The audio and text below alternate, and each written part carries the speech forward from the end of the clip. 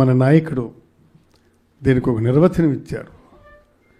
బీసీలు అంటే not only backward classes but also backward ఏంటి బ్యాక్ బోన్ క్లాసెస్. ఈ దేశంలో ఈ రాష్ట్రంలో బీసీలంటే బ్యాక్ బోన్ క్లాసెస్ అని. అసలు ఈ 10-11 నెలల్లో జరిగినటువంటి అరాచకాలు ఏమిటి, ఆ అరాచకాలు ఎవరెవరి మీద జరిగాయి?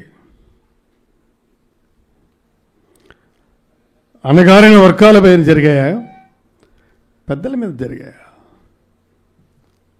పెద్దల మీద జరిగితే మరికొన్ని దగ్గరలో మన అది పార్టీ పరంగా చూసుకుందాం. అణగారిన వర్గాలంటే ఇప్పుడు ఎంతమంది చనిపోయినారు?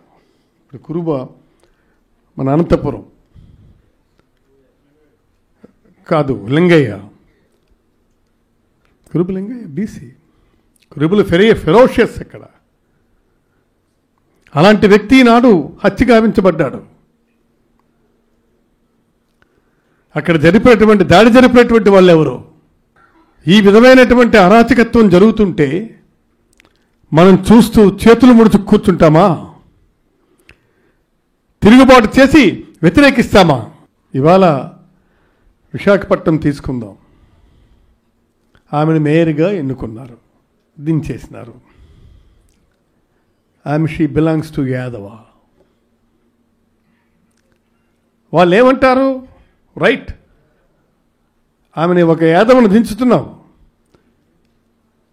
నువ్వు మళ్ళీ ఎక్కించేటప్పుడు మరో యాదవను ఎక్కించమని అడుగుతున్నారు వాళ్ళ మనాల్లో. ఆ దమ్ముందా వాళ్ళకి? ఎవరికైనా దమ్ముందా? లేకపోతే మరి మనం తిరగబడాల్సినటువంటి అవసరం ఉంది. ఇది మేము గుంజుకున్నాము, దానివల్ల ఎంత బ్యాడ్ వస్తుంది. సరే రానివ్వండి, ఇది జరిగిన ఇన్సిడెంట్ తర్వాత విపరీతమైనటువంటి యాజిటేషన్ వస్తుంది. వైఎస్ఆర్ కాంగ్రెస్ పార్టీ, ఈ వైఎస్ఆర్ కాంగ్రెస్ పార్టీని నిలబెట్టాల్సినటువంటి బాధ్యత మనందరి మీద ఉంది. కాబట్టి దయచేసి ఇది ఒక్కటి గుర్తు పెట్టుకోండి. Please subscribe .news.